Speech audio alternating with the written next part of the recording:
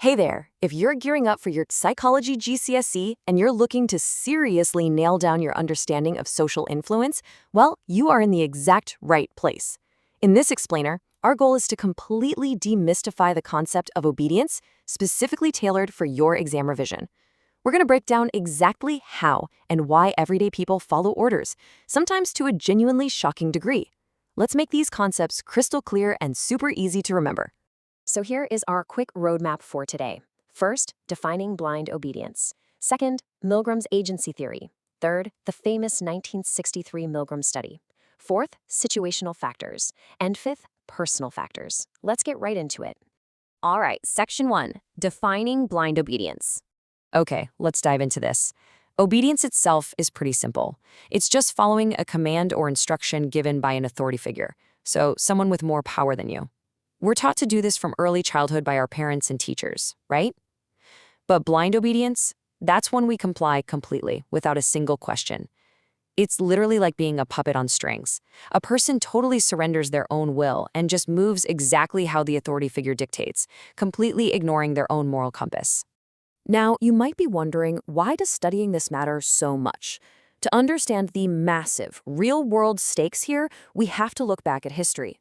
In 1961, a man named Adolf Eichmann stood trial.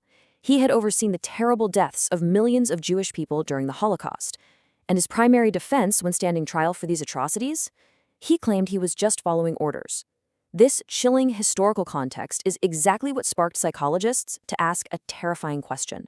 Were these people inherently evil monsters? Or is there some psychological mechanism of blind obedience inside literally all of us? Which brings us to Section 2, Milgram's agency theory and the agentic shift. So, Milgram proposed that we basically operate in two distinct states. First is the autonomous state. This is our normal, everyday mode. We act on our own free will. We make decisions based on our own personal beliefs, and crucially, we take responsibility for our actions. But when an authority figure gives us an order, we can undergo what he called an agentic shift, straight into the agentic state. In this state, we act merely as an agent for the authority figure, and we do this to deny personal responsibility. We basically tell ourselves, hey, I'm not to blame here, I'm just doing my job. We surrender our free will just to avoid the blame. But as you can probably guess, that switch isn't always smooth. You're definitely going to want to write this next definition down, because moral strain is an absolute massive point scorer in exams. Moral strain is that awful, gnawing feeling of discomfort you get when you're given an order that completely goes against your morals, but you are just too scared of the consequences to actually disobey. Psychologically, this intense discomfort is known as cognitive dissonance. Your actions simply don't match your beliefs. So how does your brain fix this agonizing feeling? By shifting into that agentic state. By telling yourself, it's not my fault, it's the boss's fault. That moral strain is instantly relieved. Moving on to Section 3, the 1963 Milgram study. Let's look at how he actually tested this. And this brilliantly illustrates the setup of that totally famous and honestly highly controversial experiment. The participant actually believed they were the teacher in a learning experiment. They were instructed by an authority figure who was wearing a very official-looking gray lab coat to administer electric shocks to a learner in the very next room every single time the learner got a memory question wrong. Now, what the participant didn't know was that the shocks were completely fake and the learner was just an actor. But the participant truly believed they were causing immense pain. And yet the authority figure would just stand there calmly telling them, the experiment requires that you continue. Now, before this experiment even started, psychologists were asked to predict the outcome.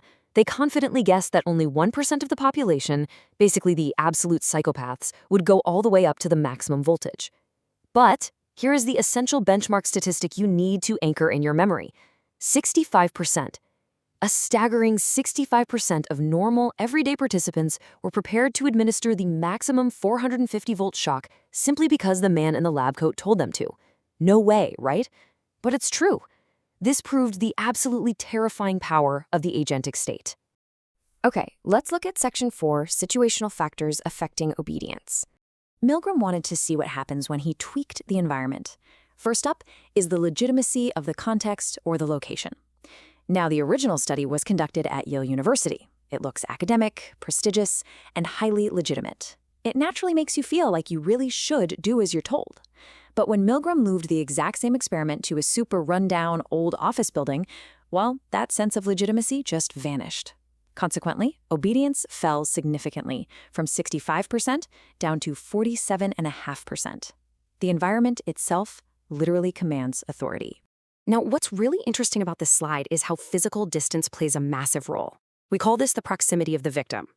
In the original study, the victim, referred to as Mr. Wallace, was hidden safely away in a separate room. You couldn't actually see the effects of the shocks, which made it a whole lot easier to just continue. But when the victim was placed in the exact same room as the participant, facing the sheer physical reality of the harm caused, their moral strain to absolutely skyrocket, and obedience dropped to 40%. So what about the proximity of the authority figure? What happens when the experimenter, the guy in the lab coat, actually leaves the room and just issues his instructions to the participant over a telephone? Well, without that physical presence looming over them, participants found it so much easier to resist. Obedience completely plummeted to just 20.5%. All right, let's rapid fire through the remaining situational impacts. Make sure you get these down for your notes. First, the support of others. If a participant was paired up with actors who outright refused to go on, giving them some social support, obedience dropped all the way to 10%. Second, presentation and uniform. When that authoritative gray lab coat was removed and the experimenter just looked like an ordinary man, obedience dropped to 20%.